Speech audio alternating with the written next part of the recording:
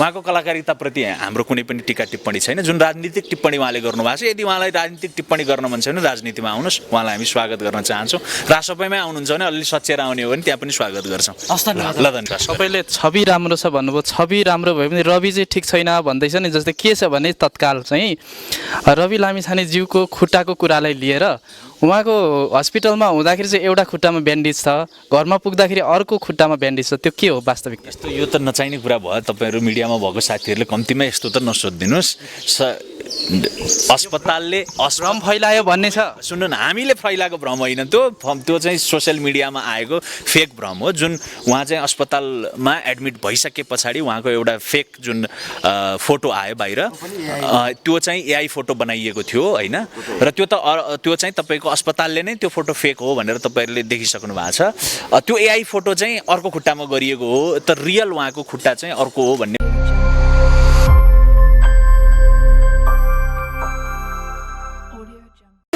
पक्कै पनि अब निर्वाचन आउन धेरै दिन बाँकी छैन।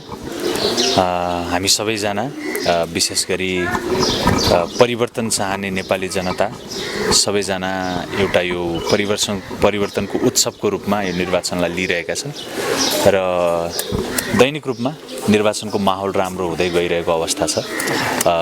जसरी केही शक्तिहरूले अझै पनि निर्वाचन हुँदैन, अझै पनि निर्वाचन बिथोलिन सक्छ वा निर्वाचन हुनेमा शङ्का छ, निर्वाचनको सुरक्षा व्यवस्थाको विषयमा शङ्का छ भनिरहेका छन्।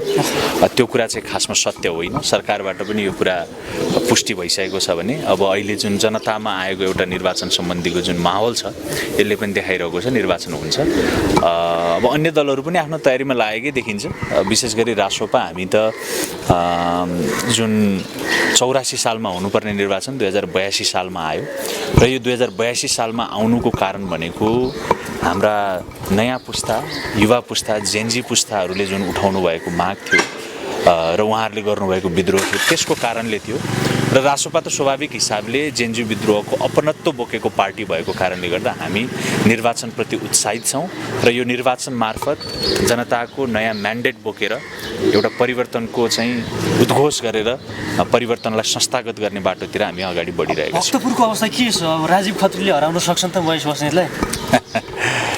भक्तपुर मात्रै होइन, देशका सबै निर्वाचन क्षेत्रमा राष्ट्रिय स्वतन्त्र पार्टीका घण्टीवाहक उम्मेदवारहरू जो हुनुहुन्छ उहाँहरू सबै प्रबल दावेदार हुनुहुन्छ र आज जनताले जुन हिसाबको चाहिँ परिवर्तन खोज्नु भएको छ त्यसको लागि राष्ट्रिय स्वतन्त्र पार्टी बाहेक अन्य दलहरूले त्यो विकल्प प्रस्तुत गर्नै सक्दैन। त्यस हिसाबले भक्तपुर मात्रै होइन, सबै ठाउँमा हाम्रा उम्मेदवारहरूले जित्नुहुन्छ। जहाँसम्म तपाईँले एउटा स्पेसिफिक व्यक्तिको नाम लिएर चाहिँ उहाँलाई हराउन सक्नुहुन्छ भनेर सोध्नु भएको छ।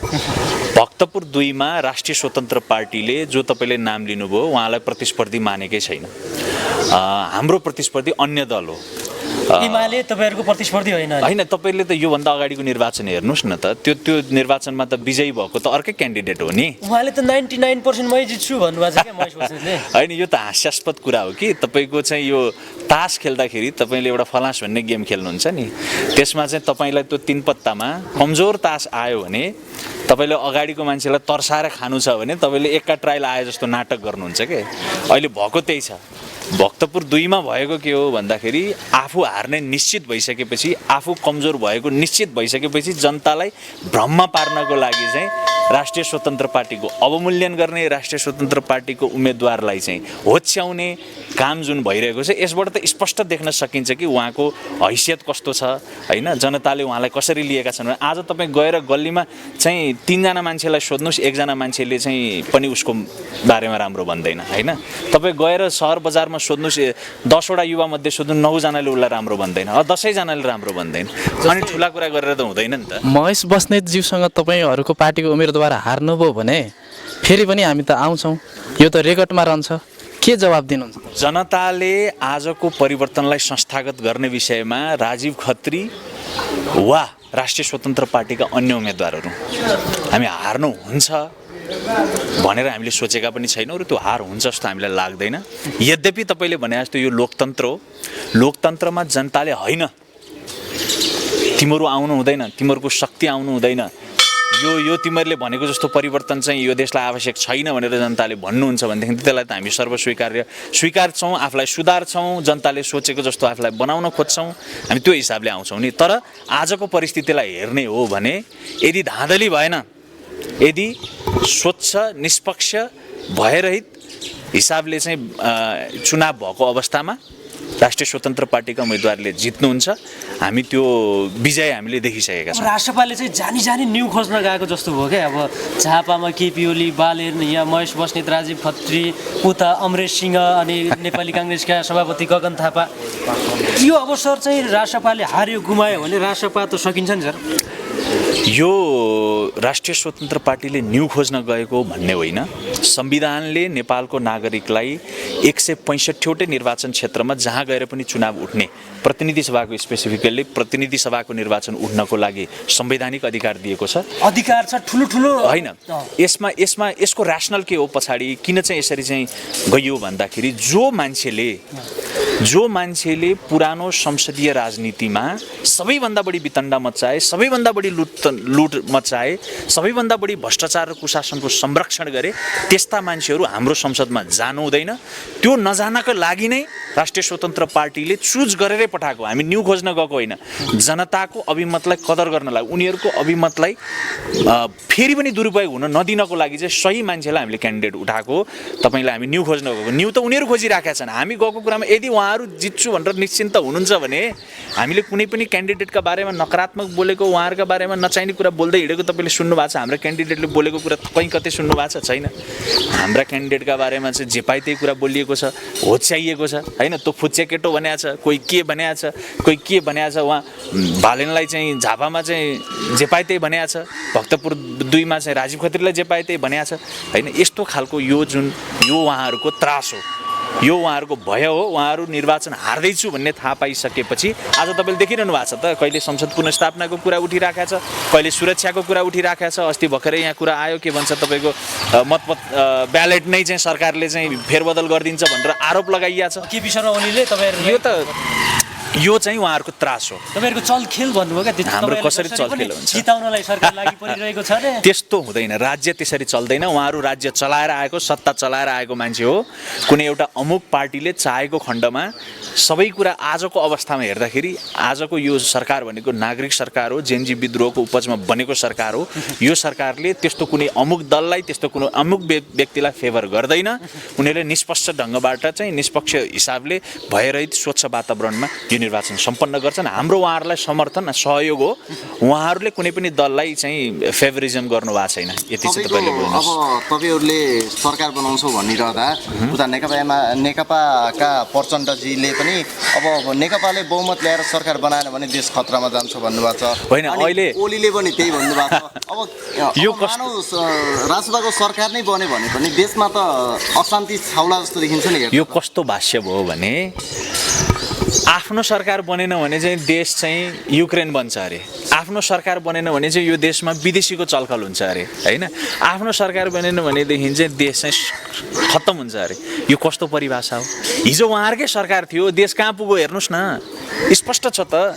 हिजो उहाँहरू 35 वर्षसम्म शासनमा घुमिकन शासन गर्दाखेरि, कहिले एमाले, कहिले काङ्ग्रेस, कहिले माओवादी, कहिले के गर्दाखेरि यो देश कुन स्थितिमा पुग्यो? उहाँहरूमा चाहिँ कसको चलखेल भएको रहेछ, के बनेको रहेछ? उहाँहरू होइन सिङ्गापुर बनाइदिन्छु 10 वर्षमा भन्ने, स्विजरल्यान्ड बनाउँछु भन्ने उहाँहरू नै होइन। यो देश आज कुन हालतमा छ? पुऱ्याएर त्यो त हामीलाई थाहा छँदै छ नि, पाइप त कहाँ पुगेको छ भन्ने कुरा। यो पाइप पुऱ्याइदिन्छु भने त आजको कुरा हो र, पाइप पुऱ्याइदिन्छु 74 को कुरा हो होइन। ठिक छ त, उहाँहरू उहाँ 6 महिनाभित्र उहाँले चाहिँ जनताको घरमा होइन, उहाँले आफ्नै घरमा पनि केही पुर्याउन सक्नुहुन्न। यो नचाहिने कुरा हो। यस्ता वाहियात कुरा जनताले बुझिसकेका छन्। जनता अब जनतालाई आजको दिन पनि दिग्भ्रमित गर्ने कुरा भनेको यो बेवकुफी कुरा हो। मैले हिजो भर्खर पनि एउटा न्युज देखेँ, झापामा गएर चाहिँ केपी ओलीले बोल्नु भएको रहेछ, त्यो शेरबहादुर देउवाको घरमा चाहिँ पैसा चाहिँ पुरै एआईबाट बनाएको हो। यो जस्तो लज्जास्पद, यो जस्तो घृणित अभिव्यक्ति केही हुनसक्छ? यत्रा चाहिँ तपाईँको चाहिँ 76 जनाको हत्या भएर, नरसंहार भएर, त्यही विषयमा हामीले कतिचोटि चर्चा परिचर्चा गरिसक्यौँ। भन्नुहोस् त, आज आएर यति महिना पछाडि पनि उहाँ के भन्दै हुनुहुन्छ? उहाँको आफ्नो पार्टीको मात्रै होइन, आफ्नो नेताहरूको मात्रै होइन, शेरबहादुर देउवाको जिम्मा लिँदै हुनुहुन्छ। के भनेर? खरानी बनाएको जुन पैसा छ, जुन हामीले स्पष्ट देख्यौँ, गएर हामीले हातमा समाएका छौँ त्यो पैसा होइन, देखिएको छ। पत्रकारहरू तपाईँहरू जो मिडियाले गएर त्यसलाई पटक पटक तपाईँले रिपोर्टिङ गर्नुभएको छ विथ प्रुफ। उहाँ के भन्नुहुन्छ, एआईबाट बनाएको। यसरी जनतालाई भ्रमित गराउने नेता अब हामीले चाहेका छौँ त। त्यही भएको कारणले गर्दा यसपालि चुनावबाट जनताले यस्ता खालका भ्रम सृजना गर्ने, देशलाई कुशासन भ्रष्टाचारमा लिप्त बनाएर 35 वर्षसम्म लुटतन्त्र मचाएर जनतालाई यो हालतमा पार्ने नेताको पत्ता साफ गर्नुहुन्छ, यो चिज हामीले देखिसकेका छौँ। यो स्पष्ट छ। अहिलेको परिवेश के भइदियो भने रासपाले गलत गरेका जति एआई भनिदिने अनि अरू दलकाले राम्रै गरेकोलाई पनि खराब देखाइदिने एउटा प्रचलन बढ्दै गयो। किन रासपाले जे गर्दा पनि त्यसलाई एआई मान्ने हामीले सबैले?